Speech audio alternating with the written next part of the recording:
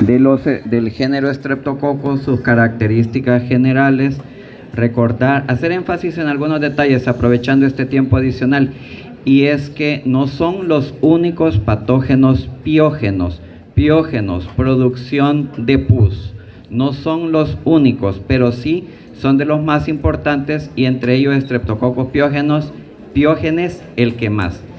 Diferentes sistemas de clasificación, desde el más sencillo hasta el más complicado. Los más complicados no los he mencionado, ya que dependen de herramientas de biología molecular y no están en uso en todo tipo de laboratorios, sino solo en aquellos de referencia.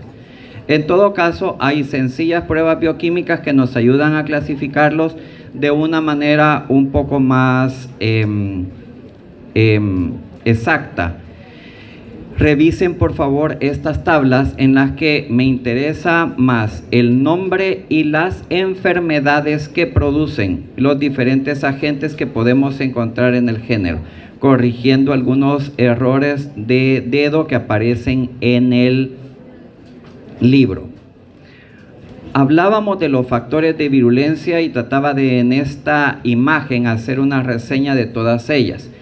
Recordar, hacer énfasis en este detalle. Con Streptococcus piógenes, recuerden que hay tanto factores de virulencia estructurales como los que son emitidos, los que son producidos y son expelidos al medio ambiente aún estando la bacteria viva. Y esta es una diferencia importante entre una exotoxina y una endotoxina. Ustedes lo recordarán porque con seguridad lo han leído para su discusión de esta tarde y la de mañana.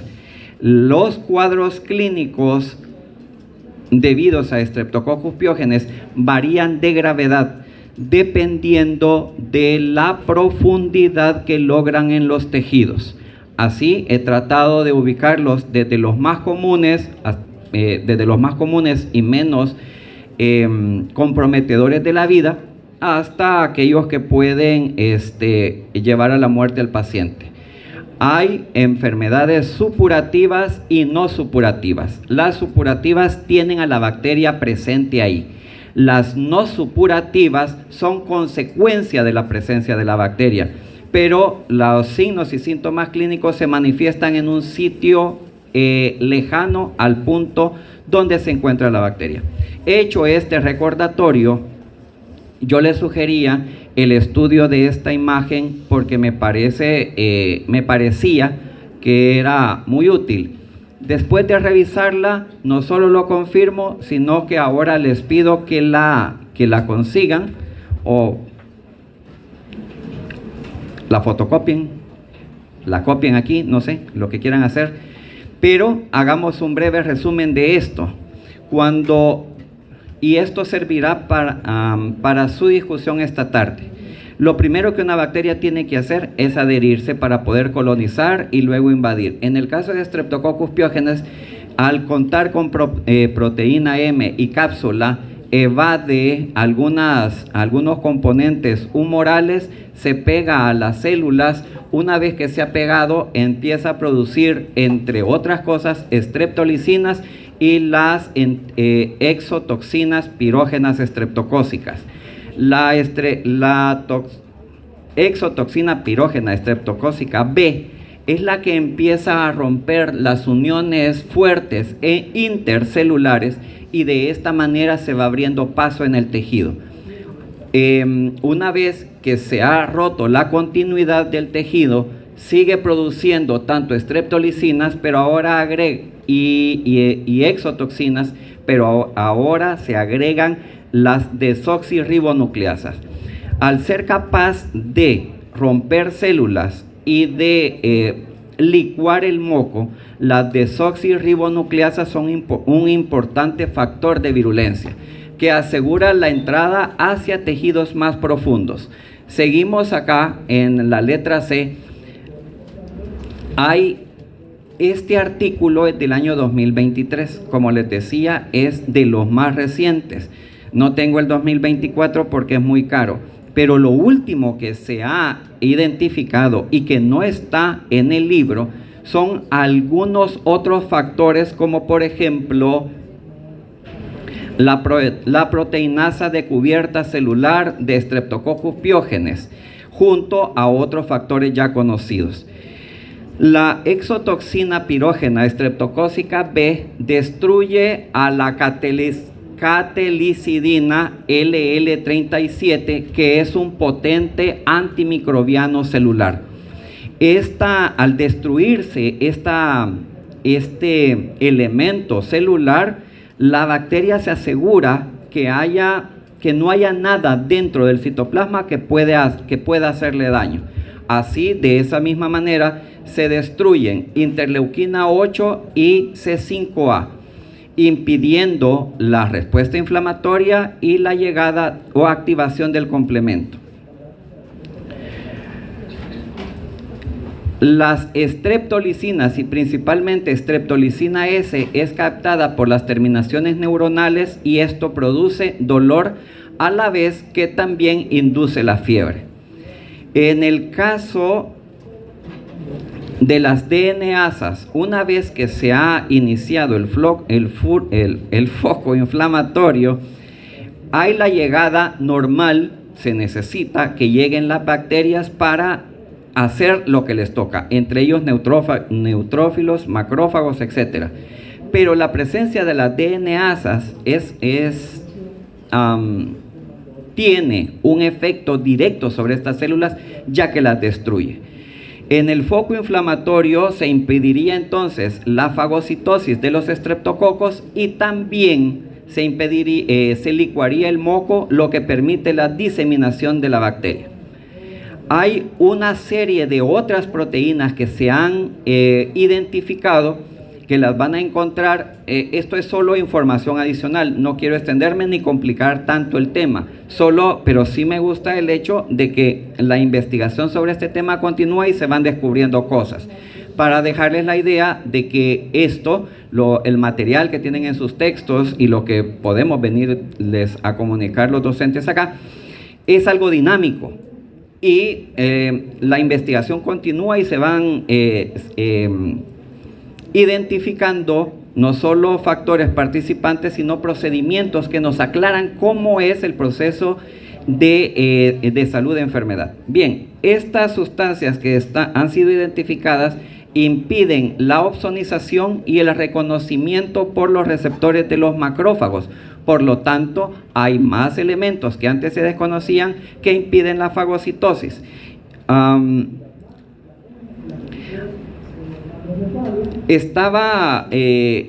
Me había saltado esto. Aún con todo, no siendo 100% eficiente, siempre va a haber fagocitosis. Al realizarse la fagocitosis, nosotros podríamos creer que la bacteria ya murió, pero no es así. Dentro del fagosoma, la streptolicina O es capaz de lisar el fagosoma. Al lisar el fagosoma, pasa al citoplasma y sigue produciendo sus invasinas, activan a una nueva proteína citoplásmica que ha sido identificada, que se llama gasdermina, y esta gasdermina hace que la célula entre en piroptosis, un proceso de muerte celular diferente al de la apoptosis. Al final de cuentas, la célula que ingiere al estreptococo entra en un callejón sin salida, ya que no la va a poder destruir y por el contrario va a ser destruida. Por último, importante recordar el efecto que tienen las sustancias que se comportan como superantígenos, ya que van a inducir una respuesta inflamatoria verdaderamente exagerada, lo que se llama en clínica la tormenta de citocinas. Esta tormenta de citocinas va a tener un carácter inespecífico. Sí, se van a estimular a linfocitos T y a células plasmáticas, pero no de la forma ordenada que lleva el proceso cuando se hace a través de las moléculas del complejo mayor de histocompatibilidad. Esta inespecificidad de estímulo va a hacer que estas células reaccionen de una manera, como digo, exagerada pero inespecífica, produciendo una gran cantidad de sustancias citocinas con actividad proinflamatoria. el paciente se va a inflamar y dependiendo de la condición clínica del paciente, va a ser más difícil que esta inflamación generalizada pueda ser vencida. Por último, todo lo que he tratado de resumir va a tener efecto directo sobre los tejidos, incluidos los vasos sanguíneos. De ahí venía la situación que se observaba y que fue el origen del nombre que ahora ya no se utiliza de las exotoxinas pirógenas. La presencia de sangre en los tejidos. La ruptura de los glóbulos rojos por parte de esas sustancias conlleva otra situación, y es que las bacterias Streptococcus pyogenes se recubre con las fracciones de los glóbulos rojos destruidos, y así puede imitar los tejidos el mimetismo molecular, y va esto a constituirse en una forma diferente, en una forma poco conocida de evadir el sistema inmune. Por otra parte, este mismo mimetismo molecular lo aplica porque a través de la proteína M es capaz de pegarse a restos celulares de cualquier tipo: histonas, plasminógeno, fibrinógeno, factor H, fracciones del complemento, etc. Cuando se recubre de todo esto, y ya que tiene una cápsula antifagocítica, impide la fagocitosis por mimetismo molecular. Todo esto viene a dar directamente en la patogénesis, en cómo causa enfermedad Streptococcus pyogenes. Es de ir un poco en secuencia y se entiende perfectamente este asunto, y si lo entienden así, pues yo creo que tienen ganada la batalla. Vamos con el otro agente que nos había quedado pendiente, y es Streptococcus pneumoniae. Los primeros tres renglones son elementos comunes que habíamos mencionado. Vamos con características propias. Streptococcus pneumoniae forma cadenas muy cortas, desde parejas a unos muy pocos individuos. Y estas parejas le dan esa característica por lo que se le conoce como diplococo.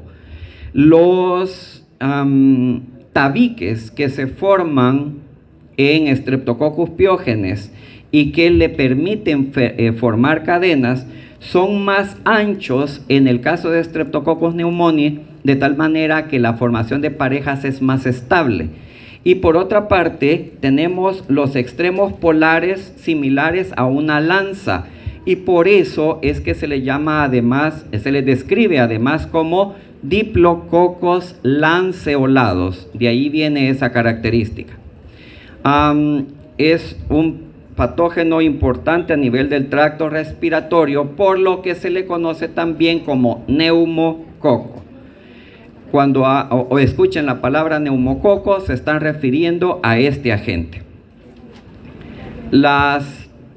En agar sangre, las cepas capsuladas, y aquí sirve para leer entre líneas que hay cepas que no lo son, las cepas capsuladas producen colonias redondas, verdosas y viscosas. Ya habíamos descrito la alfa-hemólisis, que es producida por la neumolicina, y estos agentes son precisamente característicos de... las cepas capsuladas tienen polisacáridos de superficie que son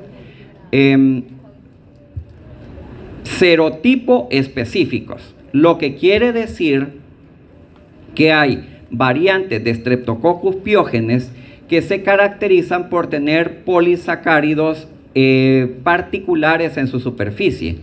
Debido a esta característica se les puede serotipificar, y en base a esta circunstancia es que se han identificado casi 100 serotipos de Streptococcus pneumoniae, con la misma lógica que ya hemos explicado antes. Ustedes pueden tener infección con un serotipo de un agente, padecer la enfermedad y adquirir inmunidad protectora. pero pueden volver a padecer el mismo cuadro por un serotipo diferente de la misma bacteria. Entonces, esto aplica para la presencia de estos polisacáridos capsulares. Ha dado también, además de la posibilidad de la serotipificación, la ventaja de poder crear vacunas. Y hay muchas combinaciones que se pueden encontrar en el mercado. Las combinaciones son necesarias porque muchos de estos serotipos andan diseminados en la comunidad en diferentes regiones del mundo. Identificar a cada uno de estos serotipos e incluirlos en una vacuna que va a determinar que sea más eficiente en una zona geográfica determinada. Aquí les traigo solo unos ejemplos de lo que son vacunas conjugadas y vacunas de polisacáridos. La abreviatura vacuna conjugada del neumococo 13, 15, 20 hace referencia a que se ha utilizado los serotipos, se han utilizado 13, 15 y 20 serotipos para crear esa vacuna. Y en el último caso, en el que hay una vacuna de polisacáridos, se han utilizado 23. Streptococcus pneumoniae es un agente de la microbiota normal. Lo tenemos entre alrededor del 5 al 40% de la población. Su hábitat natural es la nasofaringe posterior. De ahí es de donde puede ser transmitido a una persona susceptible. Hay más de 90 serotipos, pero ahí les resumo los 12 serotipos más frecuentes. Ahora, hay diferentes combinaciones en diferentes regiones alrededor del mundo, pero los más comunes son esos. En adultos van del 1 al 8 y en los niños del 6, 14, 19 y 23. Cuando vean con un poco más de detenimiento esta diapositiva, van a ver que independiente de la zona geográfica del mundo que se trate, todos los serotipos que afectan a los niños están incluidos en todas partes. Esto quiere decir que los niños son del grupo etario más afectado por este señor. Debo incluir en los grupos etarios de riesgo a los ancianos, porque los extremos de la vida implican una disminución en la efectividad del sistema inmune. Cuando padecemos la infección y cuando nos vacunamos adquirimos inmunidad protectora contra esos serotipos, pero podemos llegar a padecer alguna infección por serotipos diferentes. Ya dije lo de los ancianos, la transmisión es de persona a persona por contacto directo, ya que el hábitat es el que dije y ningún otro lugar. Con respecto a los factores predisponentes, no se sabe exactamente cuáles son. Incluso se menciona la posibilidad de que puede haber un factor sexual, un factor asociado a género, porque según estudios multicéntricos, este no es número de casos. Esta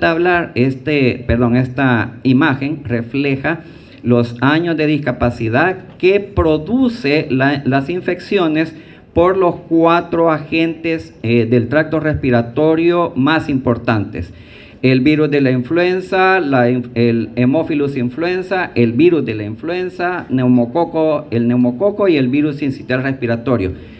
La parte esta como grisita es la que corresponde al neumococo, y a simple vista vemos que es el agente que produce no solo mayor número de infecciones alrededor del mundo, sino también el mayor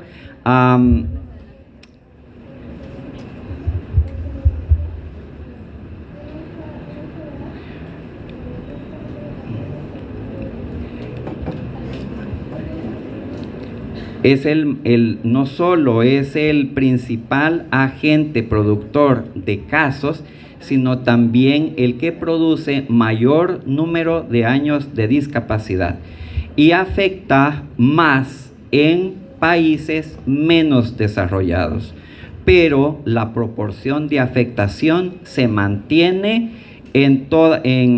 alrededor del mundo. Por eso es el agente más importante de enfermedad respiratoria alrededor del mundo. Las enfermedades que produce están resumidas en esta diapositiva. La neumonía neumocócica es el cuadro más frecuente, pero a partir de ahí se pueden originar bacteremias que originan infecciones en órganos continuos como los senos paranasales, el oído medio produciendo la otitis y también el compromiso de las meninges produciendo la meningitis. Por último, a partir de cualquiera de estos focos y dependiendo de las características orgánicas de cada paciente, se puede llegar a una septicemia, lo que va a complicar, por supuesto, va a comprometer más el estado del paciente y puede llevarlo a la muerte.